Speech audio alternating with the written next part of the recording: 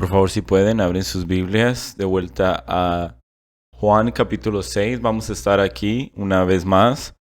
Y no voy a poder terminar, pero voy a estar cerca. Mientras abren sus Biblias, quiero empezar con una pregunta.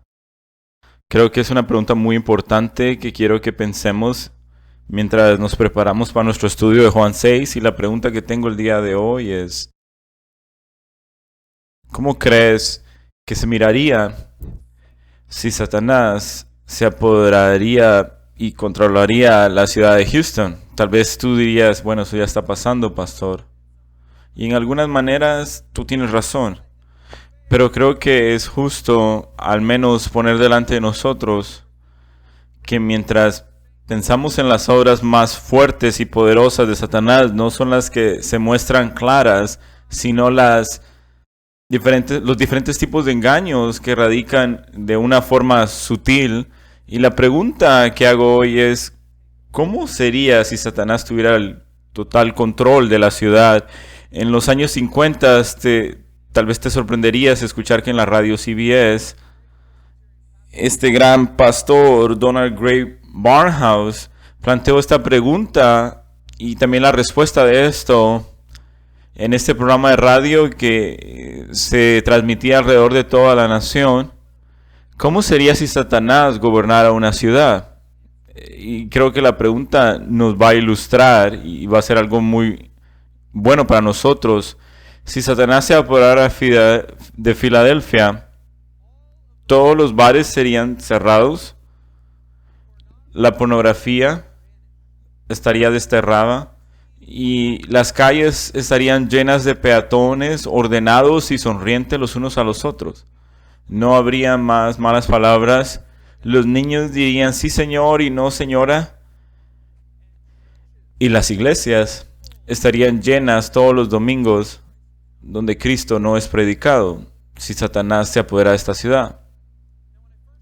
Cuando presento esta pregunta, tu mente puede haber ido a pensar en la anarquía y el caos, y eso sí, en verdad, es la obra de Satanás, pero también podemos pensar que la mayor obra de Satanás, donde Satanás florece, es cuando él puede convencer a un grupo de personas que son de forma externa, morales, religiosos, que viven de su propia justicia y que hacen una profesión de fe, pero que no son genuinos. Si los puede convencer a ellos en su propio engaño, que están bien con el Señor y que pueden ir a la iglesia y llenan las iglesias de lugares donde no se predica a Cristo con un mensaje suave y frágil, los lleva directo al juicio.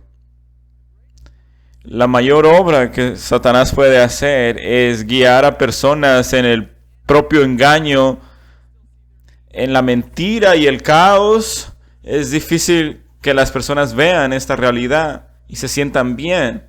Donde Cristo es totalmente predicado, donde la palabra de Dios es expuesta, es lo que Dios usa para quitar la venda del engaño. Si estudiamos la historia de la iglesia, siempre ha sido el caldo de cultivo donde Satanás florece, cuando él puede confundir a la iglesia y confundir a las personas de lo que significa ser salvo y qué es lo que significa estar autoengañado. En esos momentos Satanás florece en esos aspectos. Y la doctrina que yo voy a argumentar el día de hoy, que Satanás ataca más, es la doctrina de la certeza de la salvación. Esa doctrina nos ayuda a entender quiénes están siendo autoengañados y quiénes no, y quiénes son verdaderos cristianos. Amados míos, si miramos a nuestro Señor Jesús en su ministerio, siempre hay una gran multitud de personas siguiéndolo, de gente perdida que piensan que son verdaderos seguidores de él, gente moral como los judíos pensando que estaban bien con Dios, pero están rechazando al Mesías. En medio de esa gran multitud hay personas que lo siguen por las razones incorrectas, inclusive personas que no están comprometidas con él y que nunca fueron salvas. Satanás quiere confundir y traer engaño a las personas en cuanto a su conversión.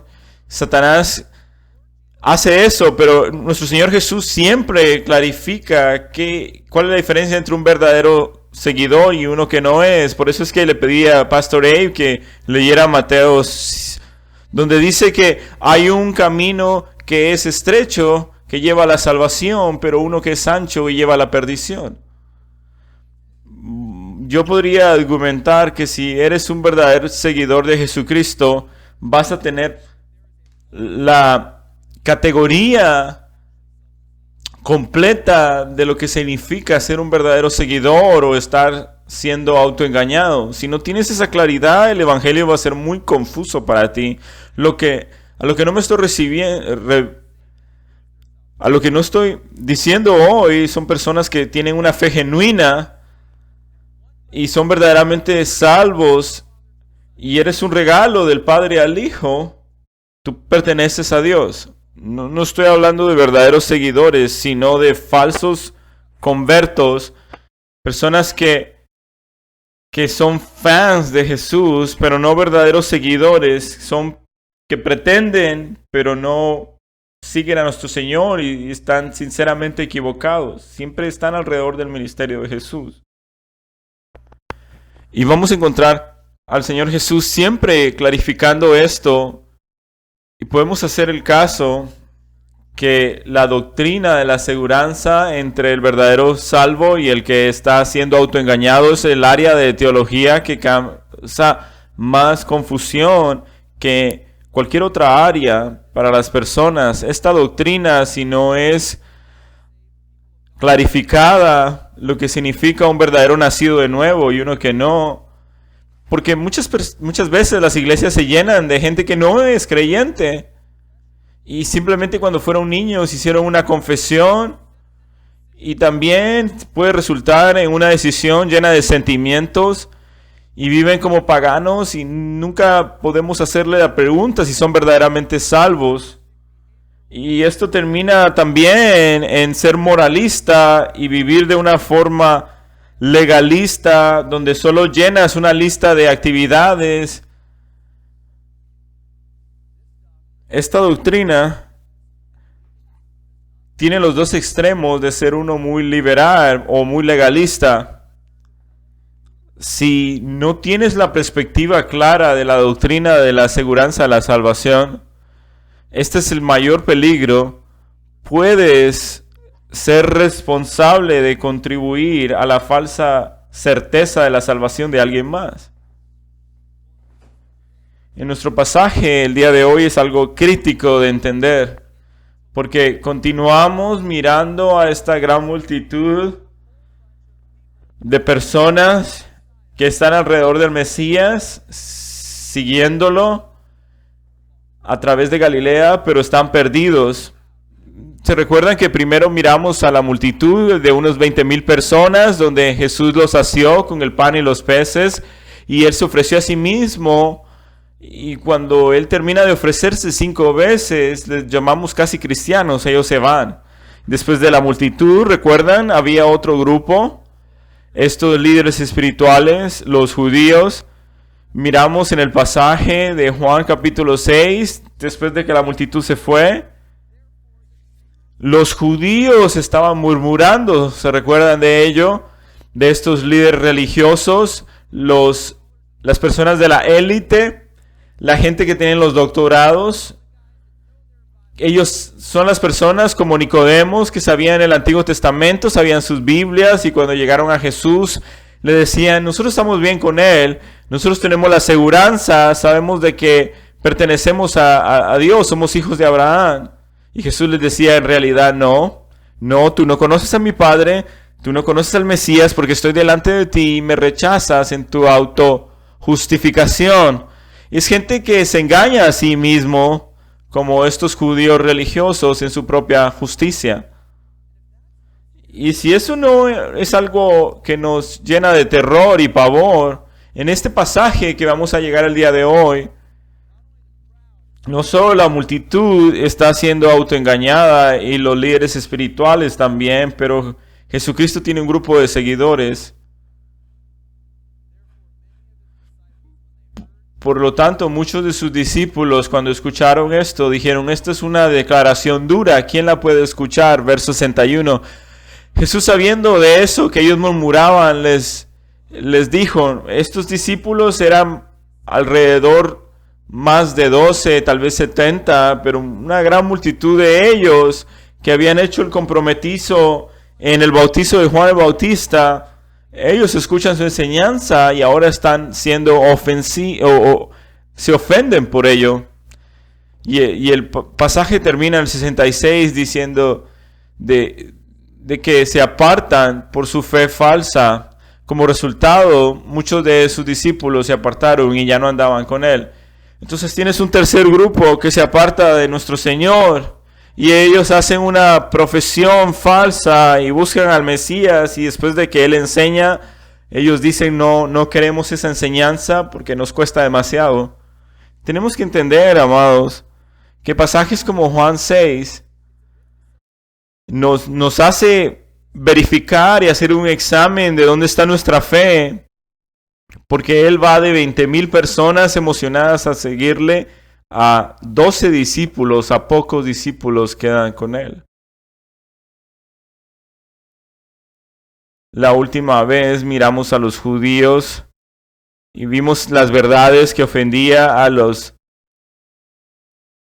personas que buscan su propia justicia, y esto ofendía a estos individuos. Y ahora vamos a ver otra palabra que ofende a los que buscan su justicia propia. Primero, esto ofende a los judíos,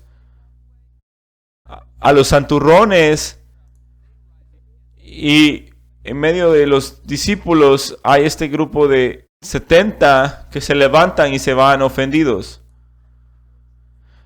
4 verdades que ofenden el corazón de los santurrones. La fe genuina es tomar la sangre de Jesucristo y comer su sangre. La fe genuina es beber su sangre y comer su carne. Y tú podrías decir, ¿por qué? ¿Por qué lo digo de esta manera? Porque nuestro Señor Jesús articula lo que es la verdadera fe utilizando esta metáfora de comer su carne y beber su sangre, que viene como nuestra propiciación. Cada vez que leemos en este pasaje la idea de tomar su sangre y beber su carne, no te confundas, la obra completa de nuestro Señor Jesucristo en este capítulo es ilustrar lo que es la fe genuina versus lo que es la fe falsa. Recuérdense, ellos pensaban que tenía la seguridad de su salvación y Jesucristo les prueba que no, porque su fe es falsa. Bueno, podemos preguntar por qué Jesucristo utiliza la metáfora de beber y de comer. Porque Jesucristo es el mejor predicador y Él sabe cómo ilustrar las verdades en una manera simple, con el concepto que nosotros pensamos que tal vez es tan simple como comer y beber comida y beber algo de tomar, pero Jesucristo está ilustrando una verdad trascendental. En verdad, en este pasaje Jesucristo utiliza esta ilustración de comer el pan que viene del cielo alrededor de 36 veces.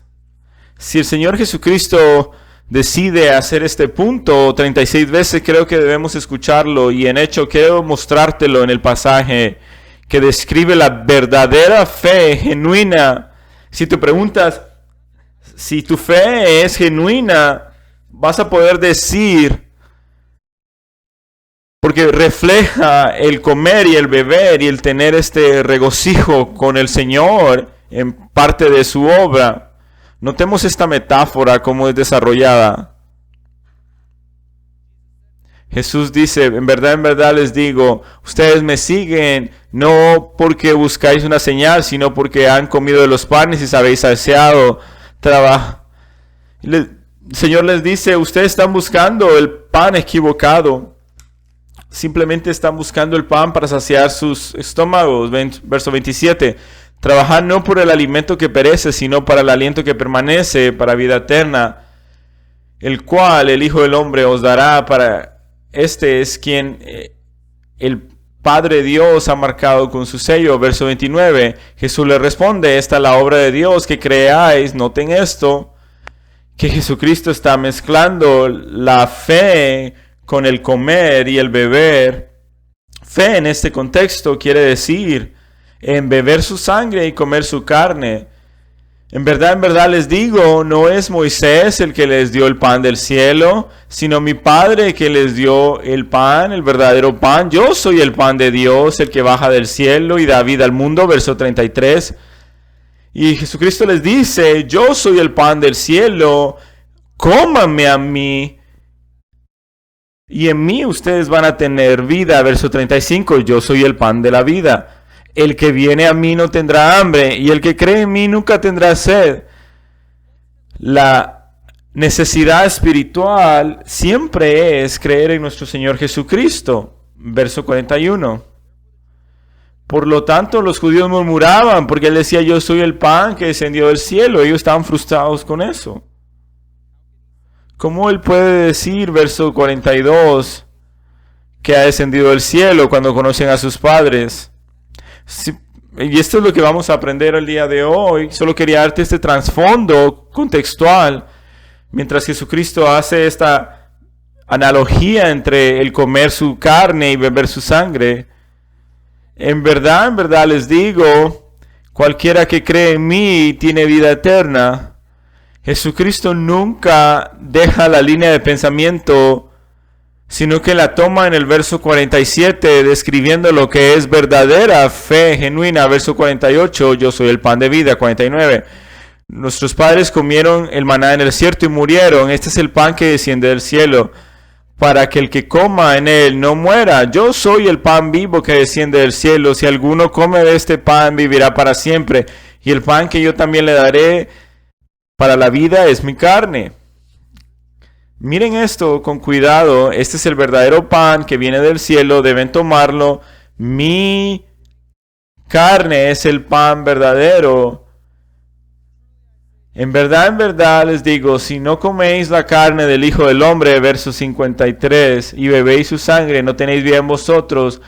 El que come mi carne y bebe mi sangre tiene vida eterna, porque mi carne es verdadera comida y mi sangre es verdadera bebida. Verso 56, el que come mi carne y bebe mi sangre permanece en mí y yo en él. Jesús quiere que nosotros podamos entender el concepto de la verdad genuina a través de la metáfora de comer y beber su cuerpo y su sangre. Antes de que yo desarrolle este texto, creo que es importante notar que cuando encontramos este capítulo, los católicos romanos tienen esta visión de que hay algo llamado transubstanciación, en que la carne y la sangre de Jesucristo es literal y se toma en la mesa del Señor, en la Santa Cena, en el servicio de comunión, y que de forma literal están comiendo su carne y bebiendo su sangre. En esta doctrina que no aparece en Juan capítulo 6, lo vamos a ver en este momento. Como la comunión, la mesa del Señor, ¿es para quién? Para los creyentes. Si ellos vienen y te dicen, Juan capítulo 6 muestra de tomar tu sangre y de comer tu carne, está hablando de la comunión, la Santa Cena, y nosotros nos podemos preguntar, ¿a quién Jesucristo le está hablando? En Juan capítulo 6 le está hablando a incrédulos, le está hablando a personas que están siendo autoengañadas, que buscan su propia justicia, santurrones que no son salvos. Y les está diciendo que tomen parte de la mesa del Señor. No lo muestra en este capítulo. La mesa del Señor, la comunión, la Santa Cena, es para la iglesia. Y que está en 1 Corintios 11. Les está diciendo aquí, esta es la manera en que ustedes son salvos, pero no está en este contexto, es totalmente extraño a capítulo 6. Ahora vamos al capítulo. El punto que hice es que la verdad de Jesucristo ofende a los falsos conversos cuando les dice a ellos de comer su carne y beber su sangre. Jesús empieza. Verso 47. En verdad os digo, el que cree tiene vida eterna. Esto es lo básico, lo entendemos. La fe en Jesucristo y solo en Jesucristo. Verso 48. ¿Cómo ustedes van a creer en mí? Yo soy el pan de vida. Yo soy la provisión que da el Padre. Así como el Padre les dio en el Antiguo Testamento, yo soy la provisión de Dios espiritual en el Nuevo Pacto. Creer en Jesucristo, creer que Él es el pan que desciende del cielo. Verso 49. Vuestros padres comieron el maná en el desierto y murieron.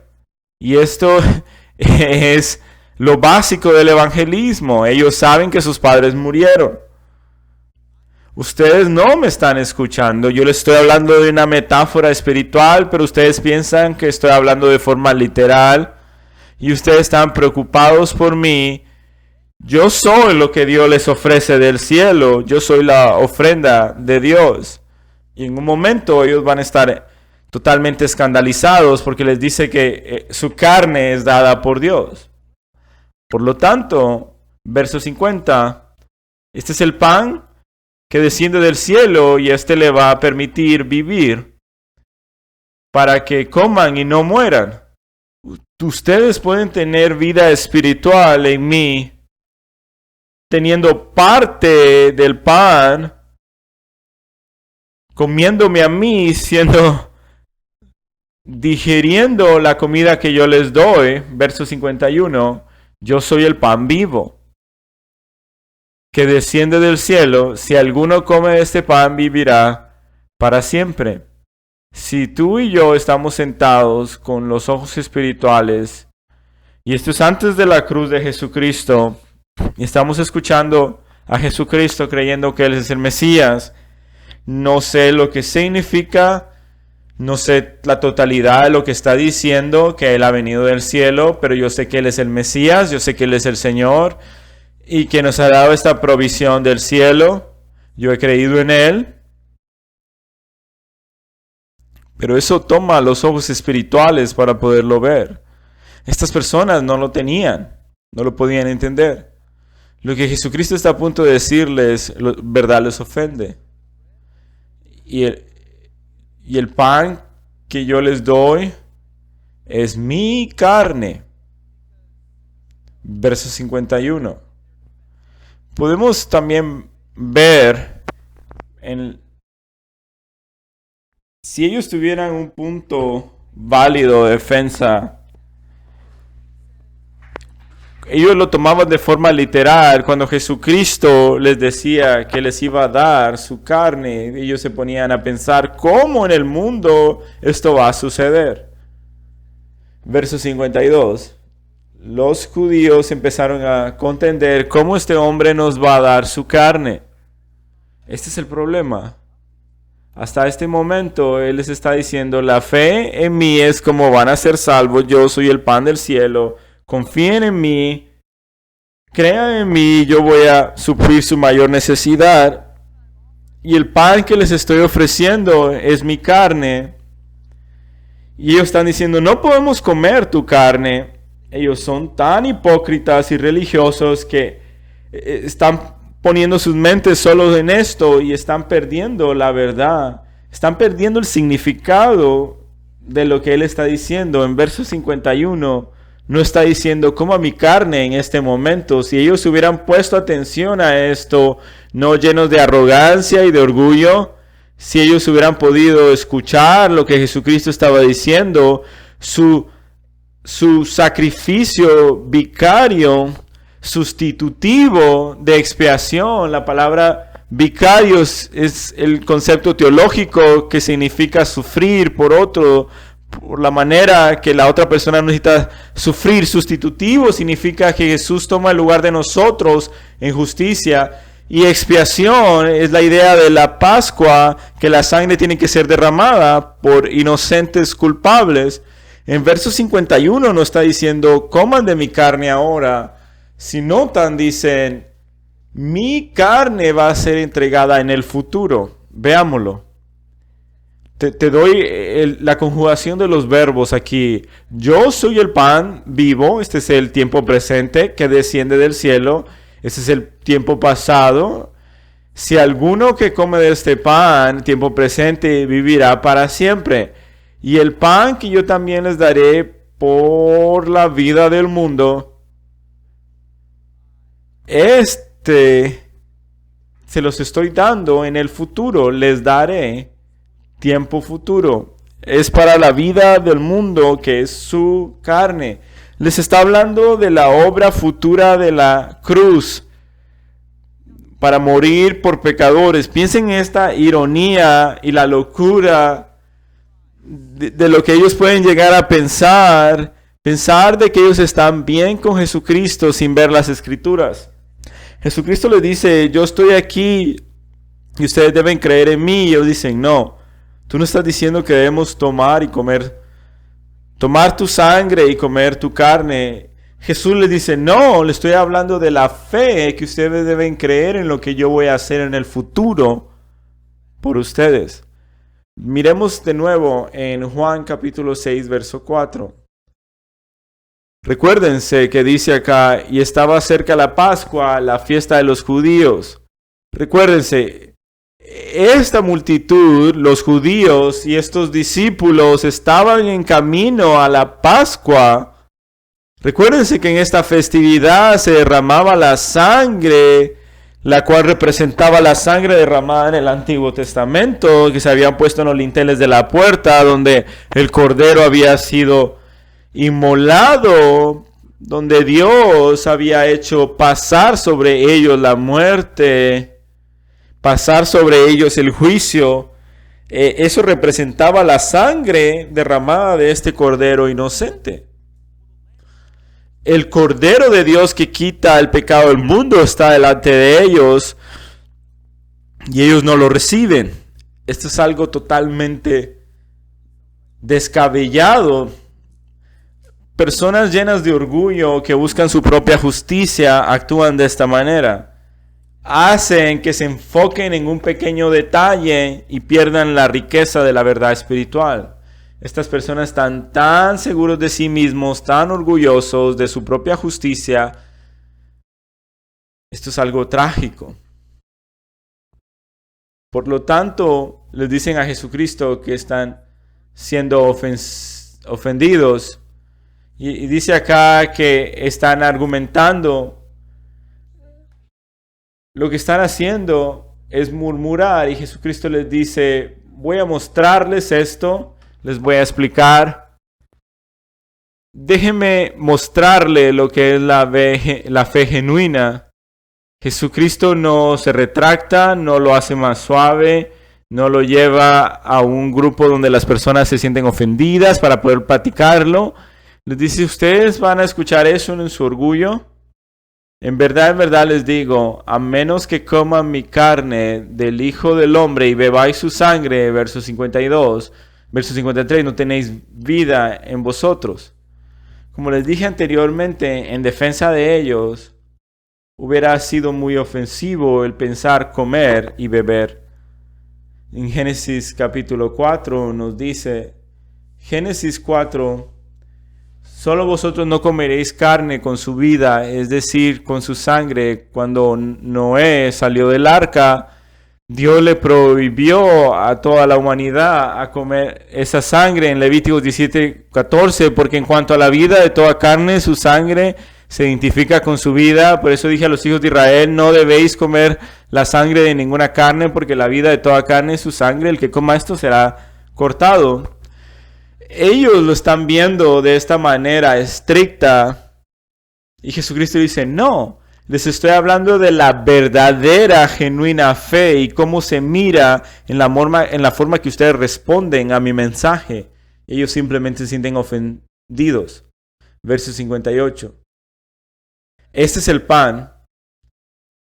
Que Jesucristo regresa al argumento del pan. En el verso 48, en verdad les digo, el que cree en mí tiene vida eterna. Verso 48 les explica, y en 58, este es el pan que desciende del cielo. No como el que vuestros padres comieron y murieron, el que come este pan vivirá para siempre. Verso 55. Este lenguaje de fe, porque mi carne es verdadera comida y mi sangre es verdadera bebida. El que come mi carne y bebe mi sangre permanece en mí y yo en él. Si tú quieres tener unión con Jesucristo, debes beber su sangre y comer su sangre. Verso 57, como el Padre que vive y me envió, y yo vivo por el Padre, asimismo el que come, él también vivirá por mí. Ahora, estas personas se apartan en el texto. Tal vez tú estás pensando, sentado ahí, mientras tú lo dices, ¿crees? No entiendo totalmente cómo mezclar los conceptos de la fe genuina y digerir la sangre y la carne del Hijo de Dios. Porque Jesucristo nos está indicando acá, anunciando hacia el futuro la obra de la cruz. Inclusive para nosotros esta es la forma perfecta de describir la fe genuina. Pastor John MacArthur nos indica acerca de esta metáfora de beber y comer el cuerpo y la sangre de Jesucristo. Dice, siempre el maestro Jesús usa rutinas simples y diarias para comunicar una profundidad espiritual que nos ayudan a aplicar estas verdades espirituales en nuestra vida. Y tal vez tú te preguntas, ¿cómo el comer y beber ilustra la fe genuina? Y hay formas notables que Jesucristo nos muestra por qué tomó esta metáfora. La comida debe ser tomada y nos reta a que personalmente la tomemos. Nadie ha tenido una comida, nadie ha ido a almorzar o a comer a la lejanía. Nadie puede comer por mí. Nosotros podemos ver a la comida, podemos pensar acerca de la comida, podemos ver la comida y podemos hablar de ella, olerla, pero al menos yo coma de forma personal no va a ser de beneficio para mí. Lo mismo es con Jesucristo, lo podemos seguir a Él a la distancia, podemos hablar de Él, escuchar acerca de Él, ir al servicio de Navidad, ir al servicio de Pascua, tener una falsa aseguranza, pero hasta que de forma personal nos arrepentimos y lo tomamos en totalidad como nuestro Señor y Salvador, hasta ese momento Él nos redime. Él debe ser comido de forma total. También la comida es necesaria si no morimos físicamente.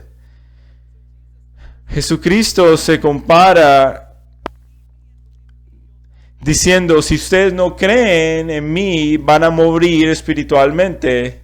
Y también comer necesita el componente de la confianza. Debes confiar de que esta comida te va a hacer bien, no te va a enfermar.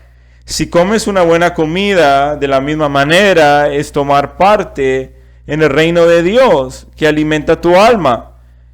Él es la única comida que puede satisfacer nuestra alma hambrienta. Él es esa comida. Esta es la metáfora perfecta también.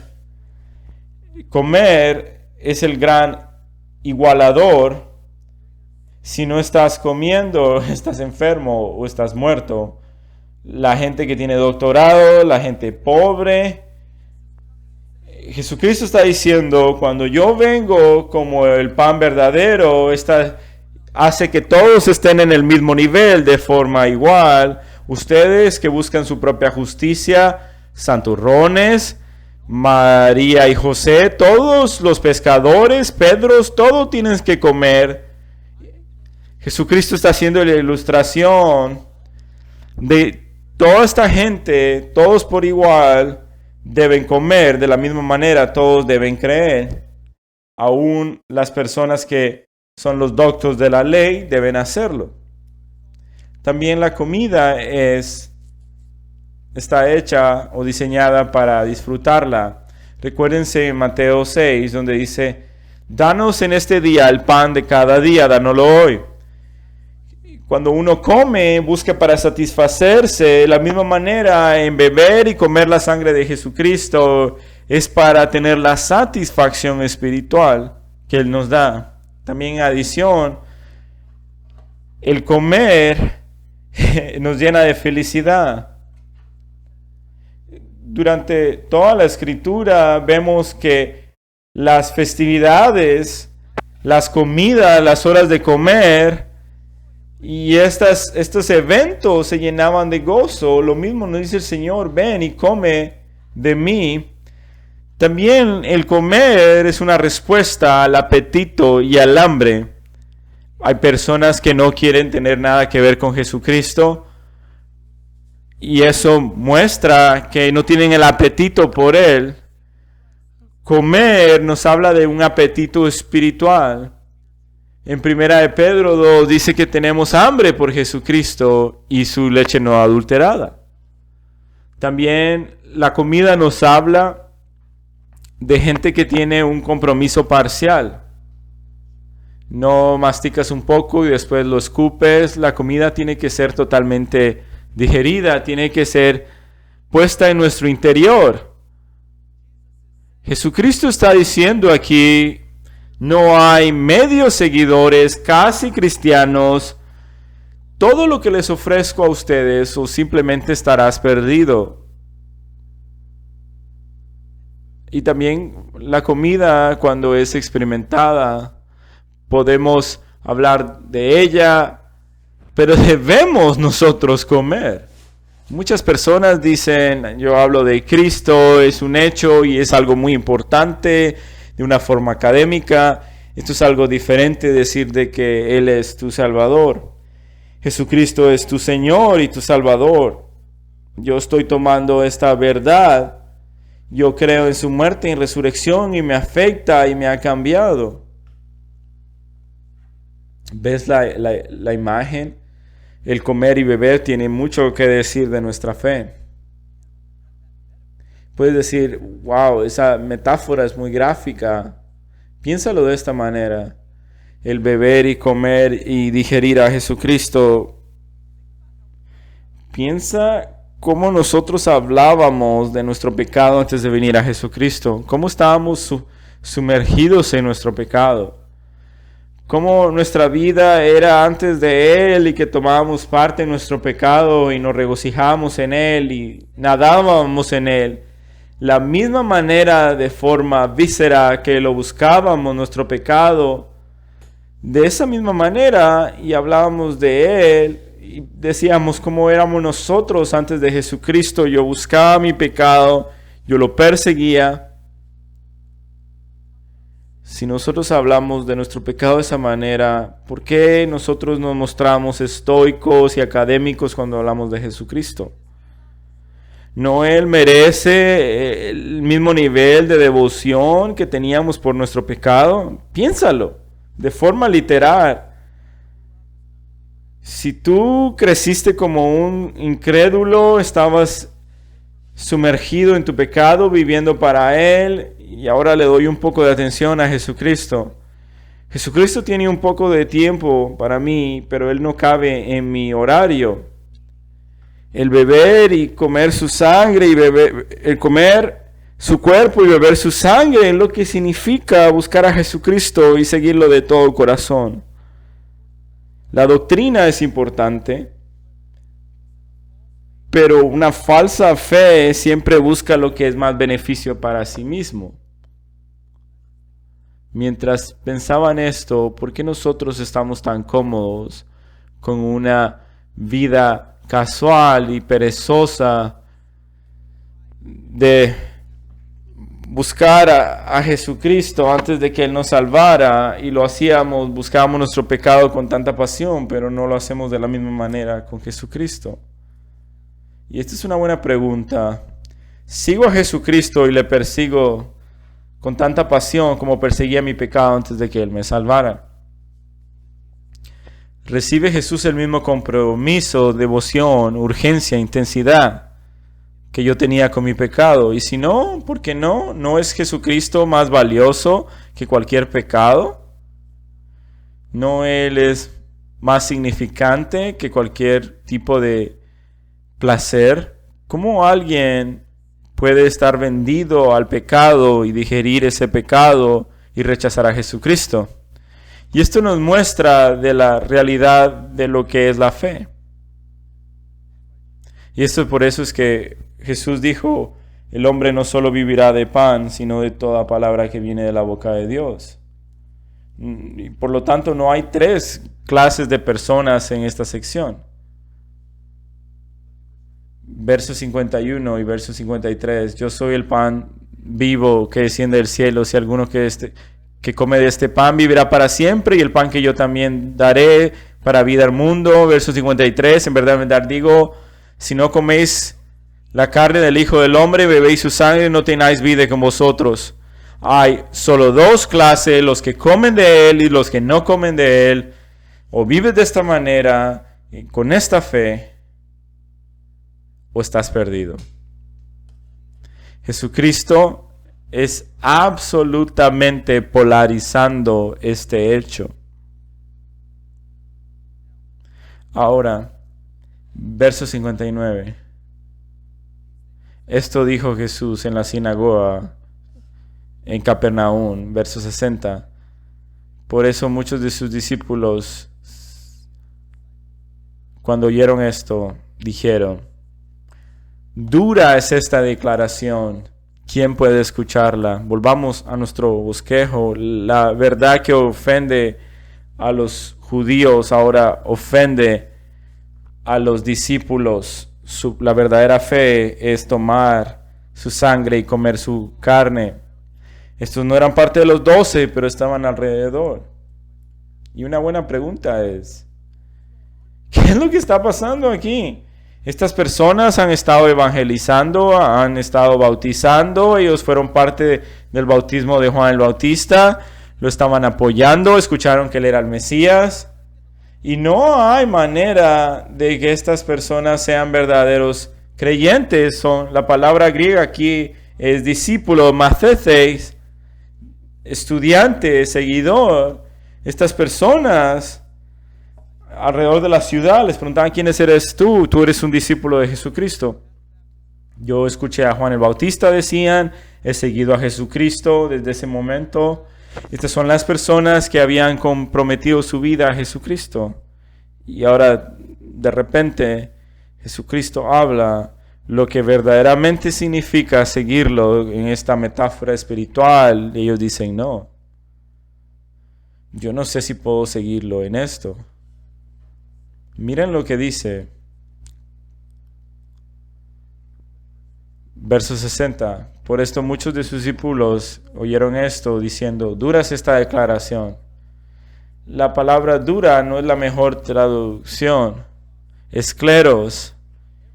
En cualquier otro uso en el Nuevo Testamento se habla de una forma muy dura, de una forma extrema. Habla de un líder que es déspota, que es duro en sus mandatos, agresivo y abusivo.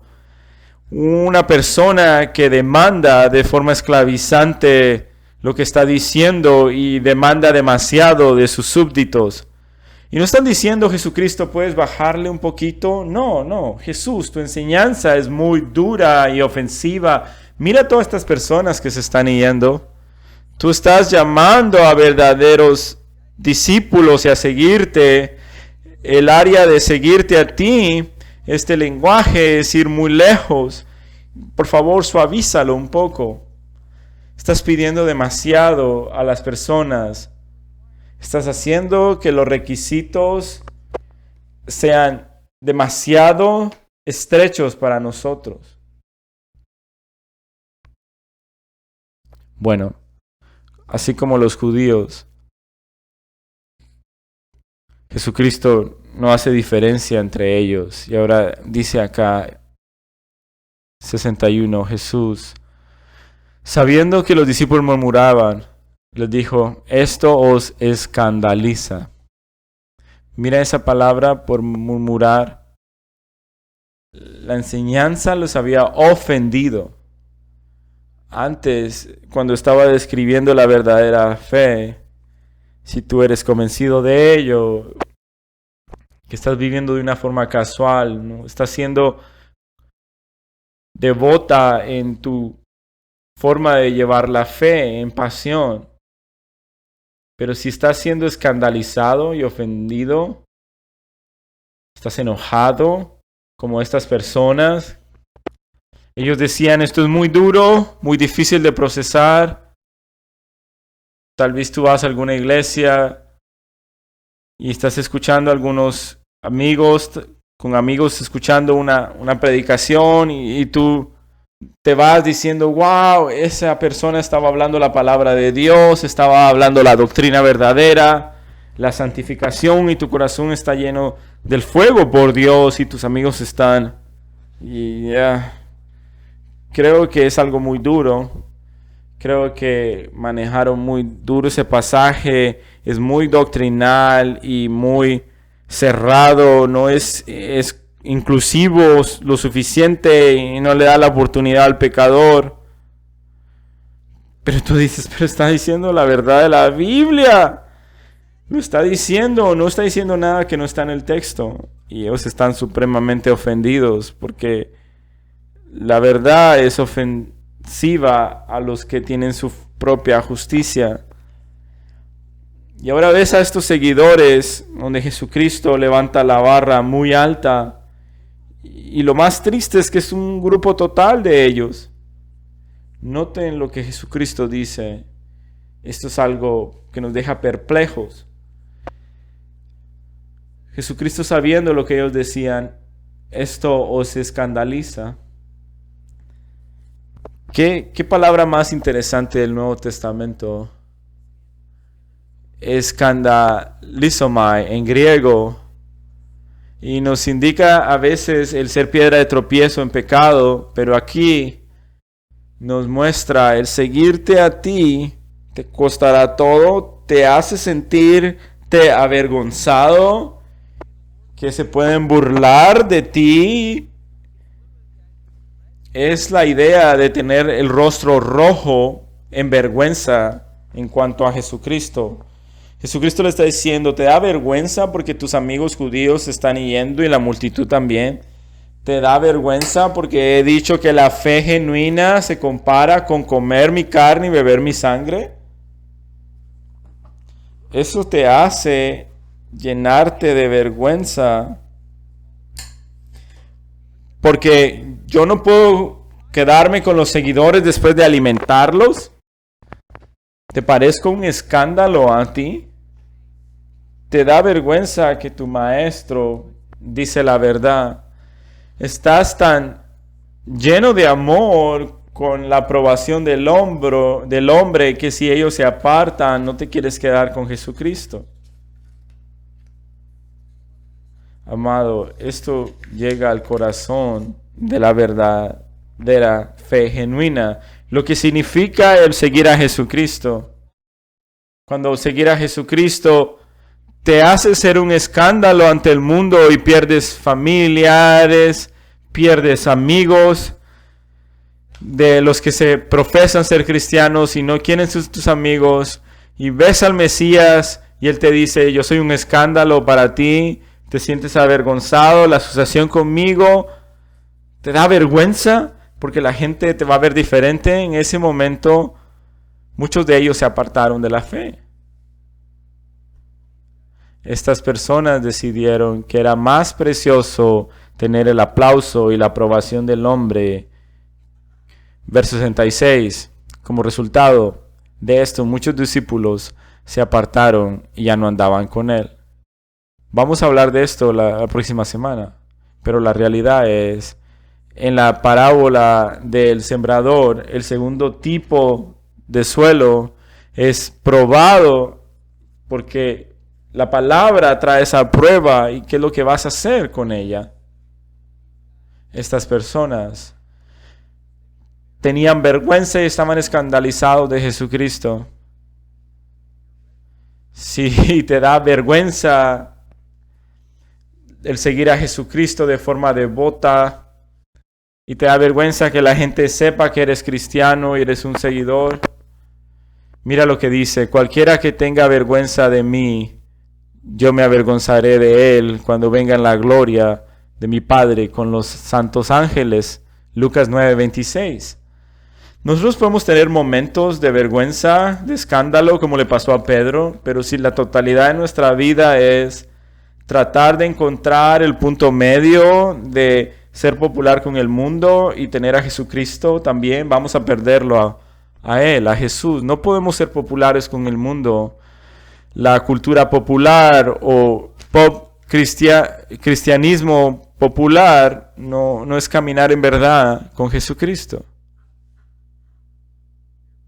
Amado cristiano, quiero terminar con esto. Y la próxima semana vamos a ver cómo el seguir a Jesucristo te hace un escándalo con el mundo. Y lo vamos a ver en su totalidad. Hay mucho más en este pasaje. Si estás aquí hoy y has escuchado este mensaje y estás lleno de convicción y estás siendo alentado y no hay nada que te ofende, si la verdadera fe es tomar su sangre y comer su carne, si esto es lo que tú quieres, esto es lo que significa, y dices, no me importa lo que me cuesta, no me importa el ser un escándalo, si la gente se avergüenza de mí, me rechazan, si mi esposa no me desea, o mi esposo, mis hijos, no importa lo que me cuesta, yo lo quiero a Él. Si ese eres tú, estás en verso 66. Jesús les dice a los discípulos, ustedes también se quieren ir. Y Simón Pedro les dice, ¿a dónde iremos? ¿A quién iremos? Solo tú tienes palabras de vida eterna. ¿Dónde más iremos? ¿Irnos con la gente que te rechaza? Ellos no son parte de mí. ¿Dónde más iremos? Solo tú tienes palabras de vida eterna. Nosotros hemos creído y conocido que tú eres el Santo de Dios. Un verdadero cristiano puede estar enfrente de esta realidad de ser un escándalo para los demás, pero aún quieres a Jesucristo, aún cuando todo el mundo te rechace. La próxima semana vamos a ver el escándalo. Señor, estoy orando por mis amigos.